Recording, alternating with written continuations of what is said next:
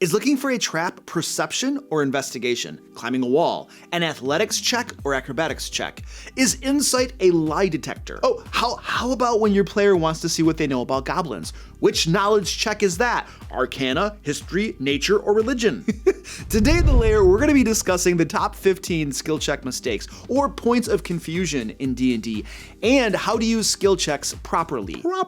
At least my opinion on how to use them properly. If you disagree, feel free to let me know in the comments. I always welcome discussion and differing opinions. I'm serious, that's how we grow, that's how we learn.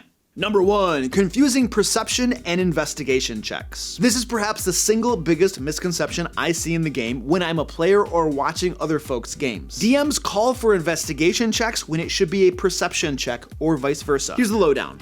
Perception checks are used when you're trying to spot or notice something. Investigation checks are used when you're trying to make deductions based on what you've spotted, or you're trying to understand how something works. For instance, you make a perception check to look for secret doors, and then you make an investigation check to figure out how the secret door is open. You make a perception check to search for and find any traps, and then you make an investigation check to understand what that pressure plate on the floor and the holes in the wall might do. Number 2, allowing players to use stealth to hide in plain sight. I see this a lot. Like, the rogue is in the middle of the room in broad daylight, and he's like, I want to hide from the big bad. Look, I rolled a 28 on my stealth. And then the game master is like, dang, that's a high roll. Okay, the big bad can't see you because his passive perception is only 15. Look, page 177 of the player handbook literally says, and I quote, "You can't hide from a creature that can see you clearly," end quote. In other words, you need to either 1, break line of sight by ducking around the corner or behind a table, or 2, otherwise cause the big bad to not be able to see you. A smoke pellet, the invisibility spell, or if you're a halfling, ducking behind a medium-sized creature. Also, unless you're a rogue, it takes an action to try to hide while you're in combat. And the rules explicitly say that during combat, it's assumed that all creatures are aware of their surroundings all around them. Now, you can argue with me whether that's reasonable and logical or realistic or not, but that's what the rules say. Obviously, if you use the optional facing rule or have other house rules in place, this might be different, but rules as written, that's how it works. Not setting the correct DCs for skill checks. So I'm in this game, and the group wants to climb this wall that the DM described as exceedingly difficult to climb because it had no handholds and was coated with grease. I'm thinking, crap, this is probably impossible then. Then the fighter rolls a 13 on their athletics check and up the wall they go. The rogue rolls a 14 on their acrobatics check and up they go too. And so on down the line. We all get to the top and I'm thinking, shoot, we must have vastly different definitions of exceedingly difficult. Page 238 of the Dungeon Master Guide clearly lays out the DCs for skill checks. And a basic rule of thumb is that an easy task is a DC 10, a moderate task is a DC 15, and a hard task is a DC 20. When things approach super hard and nearly impossible, we have DC 25 and 30. Now, yes, it is up to you, the game master, to decide how hard something is. But then once you do, grab the corresponding DC. And remember, you can determine DCs on the fly during the game. You don't have to have them all planned out in advance. What a nightmare that would be, trying to plan out all the DCs for all the possible actions your players might possibly take while on an adventure. Don't torture yourself, just make them up on the fly. You also want to remember that as PCs level up, things get easier for them. A DC 20 is nearly impossible for a level 1 character, but by level 10, characters with proficiency and a decent bonus to the relevant ability score can hit a 20 most of the time. Now, that's totally fine and should work that way. Climbing that grease-covered wall should be easier for a level 15 rogue than it is for a level 1 rogue. However, also don't be afraid to bump DCs up a bit for higher level parties if you want things to remain challenging for them. By the way, folks, my next Kickstarter, Layers and Legends, launches in early 2022. There's a link below where you can sign up to be notified when the project goes live and get information about special offers and bonus content. The Layers and Legends Kickstarter will consist of 2 beautiful hardcover books. The first book, Layers and Legends, will will contain 25 5th edition compatible adventures spanning levels 1 to 15, and over 100 terrifying new monsters. The second book, Loot and Lore, contains hundreds of Dungeon Master resources, puzzles, traps, magic items, standalone encounters, adventure ideas, spells, and more. There will also be a map pack so that you can get all the beautiful maps in digital format so you can use them in your virtual tabletop of choice. And through the beauty of stretch goals, we'll be able to commission amazing artwork and add even more content to the books. Click the link below to join the Layers and Legends email list, and we'll notify you when the project goes live and about exclusive bonus content. Number 4, allowing players to make checks for skills they are not proficient in. Now, yes, I know that rules as written say that all characters are able to make skill checks for anything. For instance, the Barbarian is able to try to identify a spell being cast just as much as the Wizard might. Of course, the Wizard has a better bonus, but the Barbarian can still try. Same for using Thieves' tools. Your Sorcerer can try just as much as the Rogue can. Now, for some things that don't require special training, I think this makes perfect sense. Trying to spot a group of brownies hiding in the bushes should be something any character can try to do. However, some things should require proficiency, because that's an indicator of special training that characters have received that allows them to attempt those things. Which specific skill checks these apply to are up to you, of course, but these are the ones that require proficiency for a PC to use them in my games. Any of the knowledge checks, nature, religion, arcana, and history, unless the DC is fairly low, in which case I assume the piece of knowledge to be fairly common and anyone might know it. For instance, identifying goblins or trolls or vampires, all people in the game world have probably heard of those creatures and can probably recognize them. They might not know much about them, but they know at least a little. Tools and musical instruments. If you haven't been trained in their use, you simply cannot try to play a harp, use brewer's supplies to brew ale, or use thieves' tools to pick a lock. I mean, you can try, but you will always fail. You just don't know how to do it. And of course, there are other skill checks that are situationally dependent. Survival. I don't know about you, but unless I get training, I am not going to be able to track anything through a forest, unless it's leaving an obvious trail of blood. However, I can try to hunt wild game. I might not be very good at it, but I might just get lucky too. And I can try to foretell the weather, and likely be as accurate as the meteorologists on TV. Did I just offend all of the meteorologists out there? Sorry, please leave your angry comment down below. They're all like, Luke, it takes years of study and training, and it's really hard. I know it is, because you're wrong a lot. Sorry, I should stop now. Number 5, allowing players to use insight checks to read minds. Dude, seriously, that's not what insight does. You can't delve into the inner workings of the big bad's mind and understand all of their plans, thoughts, emotions, and favorite kitty cats. By the way, as a guy who has 7 cats, yeah, go ahead, call me cat lady. Go ahead, do it, I dare you. I can tell you that we don't have favorites. Insight will help you tell if someone is not being completely honest or seems to be hiding something. That's your insight check, contested by the other person's deception check, by the way, but it does have its limits. It cannot tell you exactly what they are hiding or planning to do next. You cannot read into their body posture and rate of eye blinking that they are about to cast Fireball on you. However, you might be able to tell that they are shifting their weight to their back foot and twisting ever so slightly because they are about to throw a haymaker at your nose. Now, I know that page 178 of the Player's Handbook actually says that insight can help you determine the true intentions of a creature and even predict someone's next move. But take that with a grain of salt. Use your brain. There must be limits to what someone can glean from studying body language, speech patterns, and mannerisms. Number 6, not using failure states and not embracing failures. All failures are not alike. For some skill checks, there is a big difference between failing by 1 and failing by 5 or more. For other skill checks, a failure is a failure. For instance, if the DC to pick a lock is 15 and you get a 14, that just means that you're having trouble with one tumbler and you could probably try again. However, if you roll a 4, maybe that lock is just beyond your skill. Or maybe it just means you can try again, but it will take a lot longer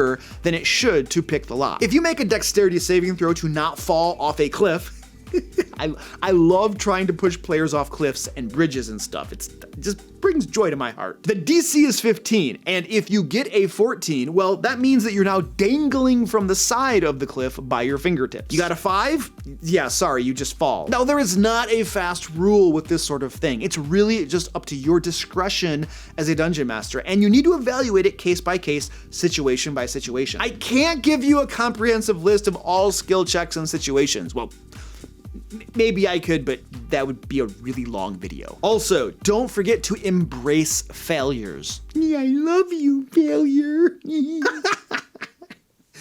Oh, someone put me out of my misery.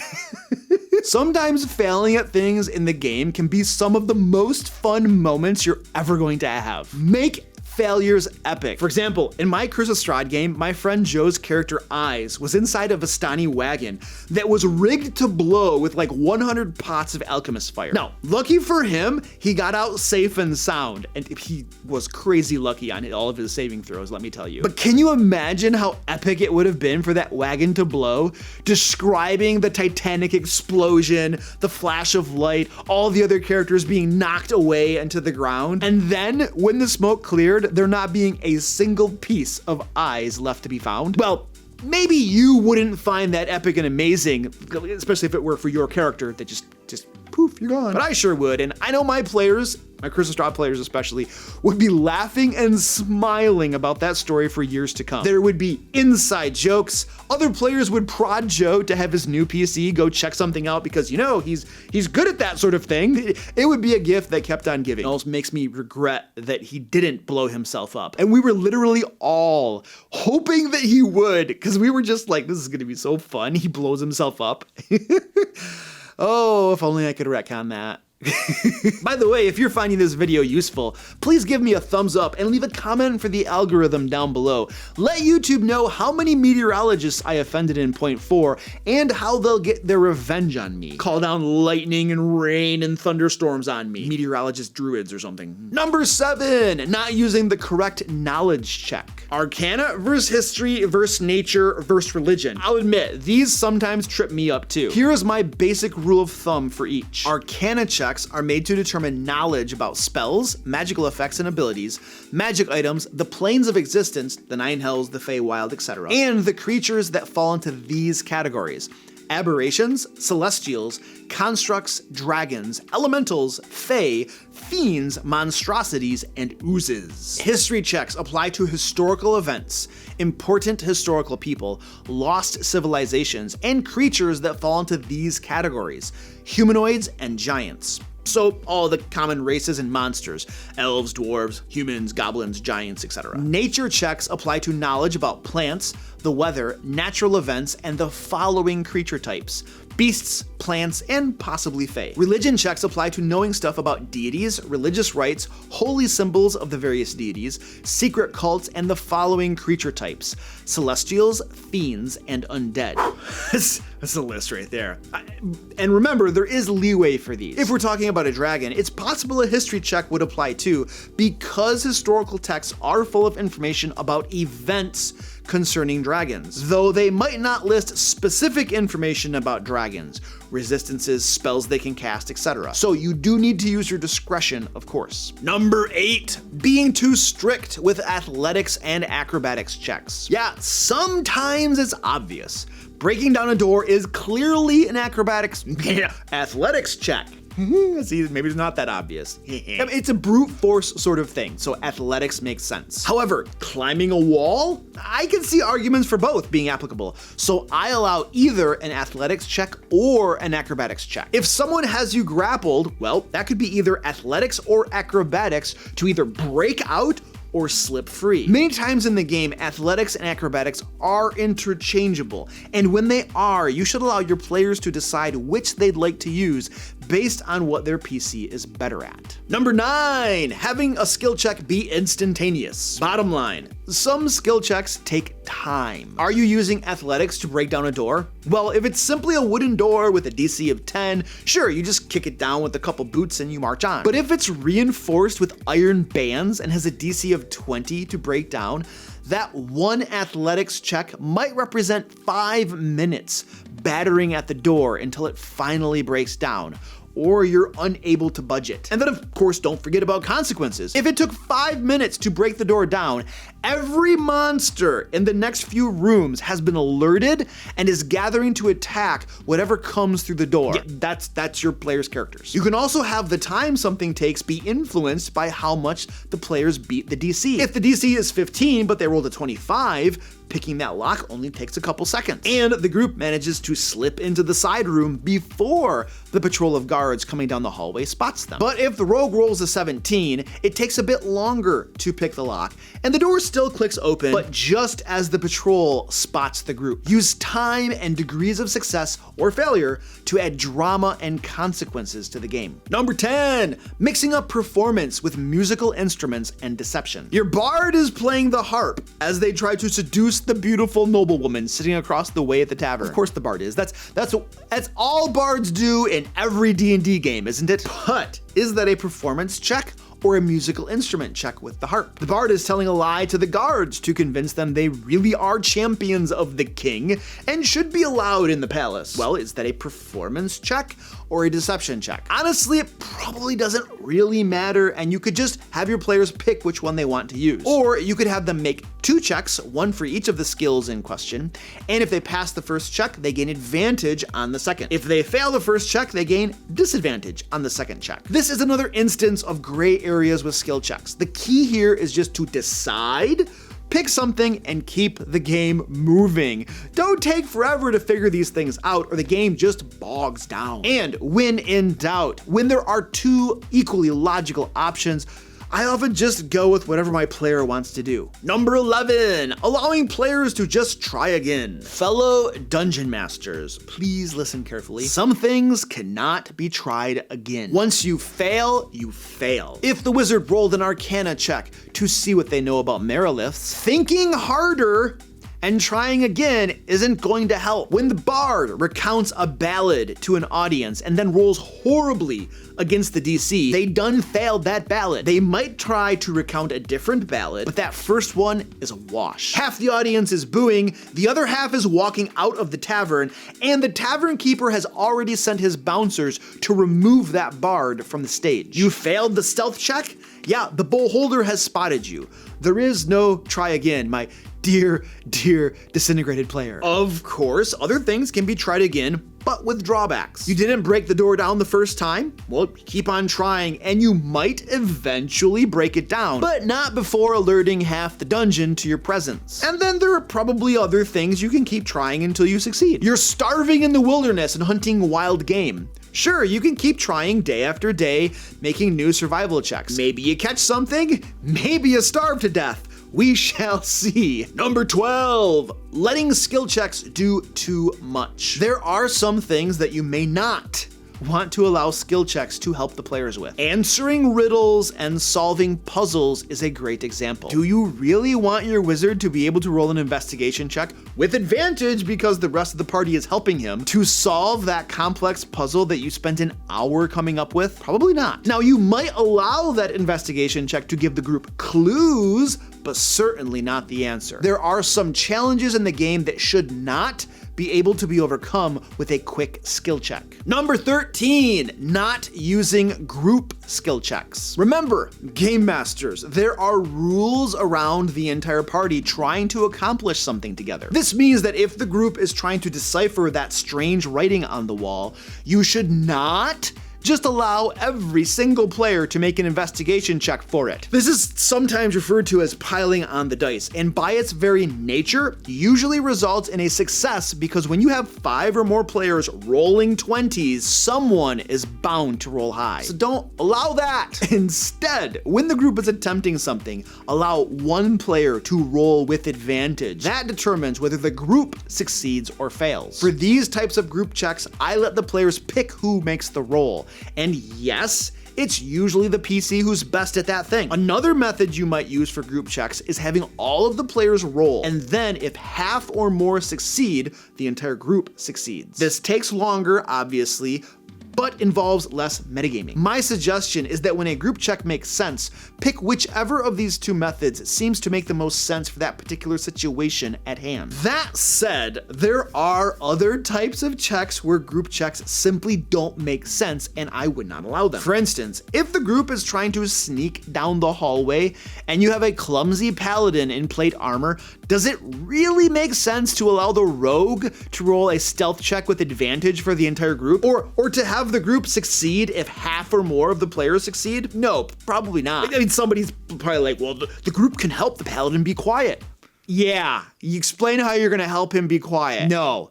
His armor's grinding and clanking, dude. I've been around people in armor before. It's loud and makes a bunch of noise. You're not gonna make him any quieter, trust me. The point here is that if just one character is too loud, it gives the entire group away. In cases like this, I'm sorry, but you really are only as strong as your weakest link. There are consequences to being a klutz and wearing heavy armor.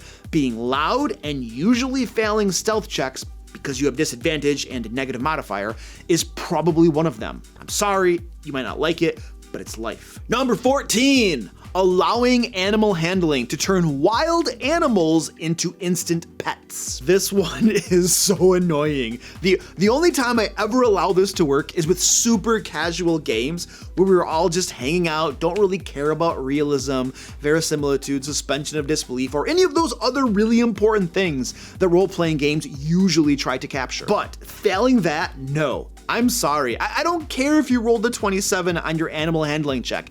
That angry wolf did not become your animal companion who now follows all of your commands. Now, you might have pacified the wolf a bit, made it calm down, perhaps even make it walk away and leave you alone, sure, but it didn't turn it into a pet. Number 15, having natural 20s be automatic successes. And here we go, perhaps my number one pet peeve in D&D. I don't keep track, but it's up there. I don't know if people allow natural 20s on skill checks to be automatic successes because they are unaware of the rules or if they have house ruled it. But page 194 of the player's handbook specifically says that rolling a 20 on an attack roll is a critical hit. And nowhere in the chapter on using ability scores does it say that a nat 20 is a critical success or an automatic success or whatever. Now, if you feel this should be otherwise, and I'm just wrong, or the game designers who made it this way are just morons, please let me know down below. Click on the screen now to binge on another fine DM Lair video or to become a DM Lair patron and get an issue of Lair magazine every month. And until next time, I am not a crazy cat lady.